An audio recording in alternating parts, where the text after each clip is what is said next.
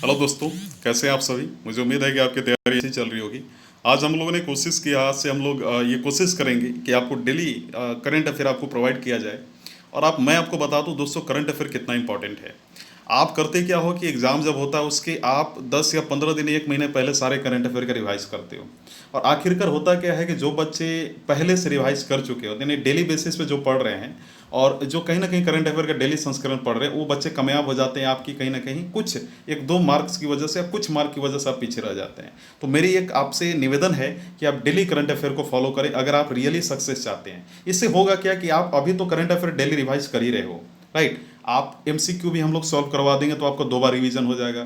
तो तीसरा होगा, आप उस समय रिवीजन कर लोगे जब आपकी एग्जामिनेशन होगी। और दोस्तों, आपको अलग से पेपर पढ़ने की जरूरत नहीं, हम लोग उसी में से काफ़ी इंपॉर्टेंट जो न्यूज़ है आपके लिए ला रहे हैं। कभी कभी होता क्या है कि जानकारी के अभाव में आप गलत न्यूज़ भी पढ़ जाते हो जो आपके एग्जाम के लिए ज़रूरत नहीं है, राइट। तो हम लोगों ने किया क्या है कि आपके लिए उत्तर प्रदेश का भी करंट अफेयर लाने की यहाँ पे कोशिश की है, जो मुझे उम्मीद है कि आप वो पढ़ेंगे। और साथ ही साथ यहाँ पे देख सकते हैं कि आपके लिए कहीं ना कहीं पीआईबी यानी प्रेस इंफॉर्मेशन जो है ब्यूरो का जो है पीआईबी वन लाइनर फैक्ट भी लाने की कोशिश की गई है।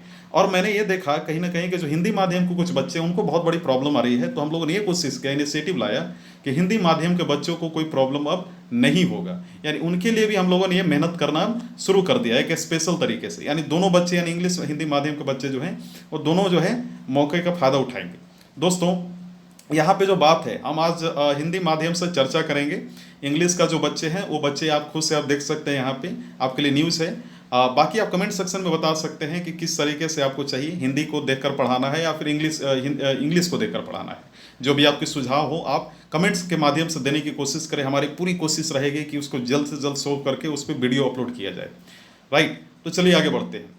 मिशन सागर, यानी हाल ही में ये हमारा अंतर्राष्ट्रीय से संबंधित न्यूज़ है। हाल ही में भारत ने पूर्वी हिंद महासागर में, अब आप देखो, आप इंडिया में भी आप देखो पूर्वी हिंद महासागर कहाँ है, यानी बंगाल के खाड़ी वाला जो रीजन है उसमें द्वीपों देशों के सहायता के लिए मिशन सागर का शुभारंभ किया। द्वीप देश कौन कौन से हैं, उधर इंडोनेशिया हो गया, मलेशिया हो गया, राइट, थाईलैंड सब हो गया कंट्री, पपुआ न्यूजियाना हो गया।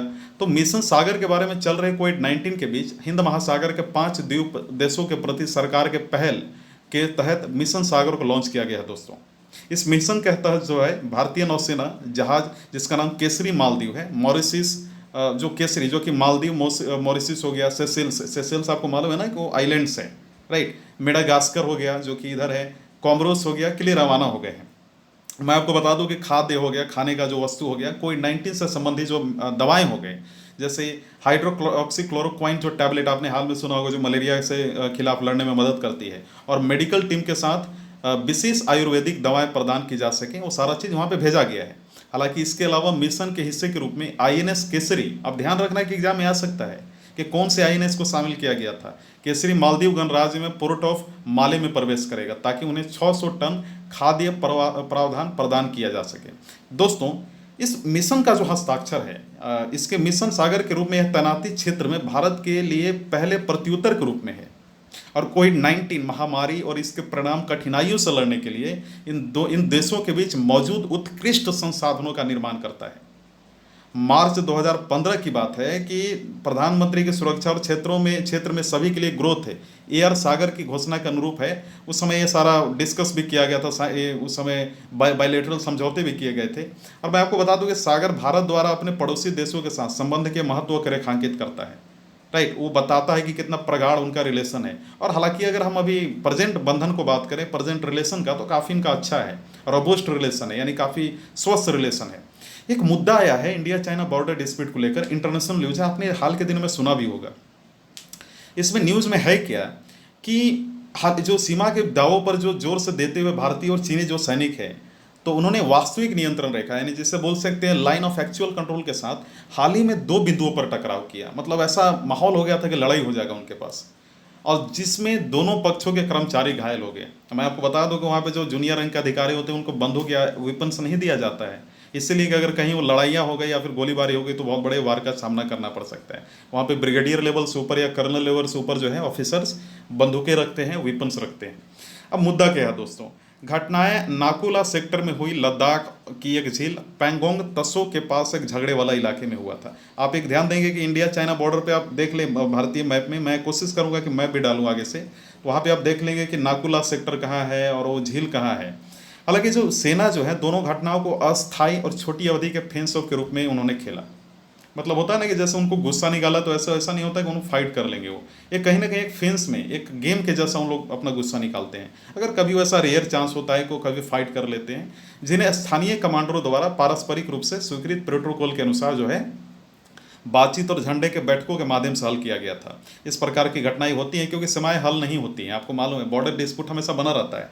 अच्छा, मैं आपको एक चीज़ बता दूं कि वहाँ पे पंचशील साइन हुआ था। जवाहरलाल नेहरू जो थे उनके दौरान उन्होंने साइन किया था, जिसमें उन्होंने 5 पॉइंट पर चर्चा किया था। वो 5 पॉइंट क्या बताएंगे, जिसमें एक पॉइंट मैं आपको बता दूँ, ये बोला गया था कि हम लोग दूसरे को जो है दूसरे के बॉर्डर में या फिर दूसरे के मामलों में दखल अंदाजी नहीं करेंगे। दूसरा पॉइंट कुछ इस प्रकार था कि हम एक दूसरे की जो है मर्यादा का ख्याल रखेंगे। ये सारी पॉइंट थी, आप उसको देखना है आपको।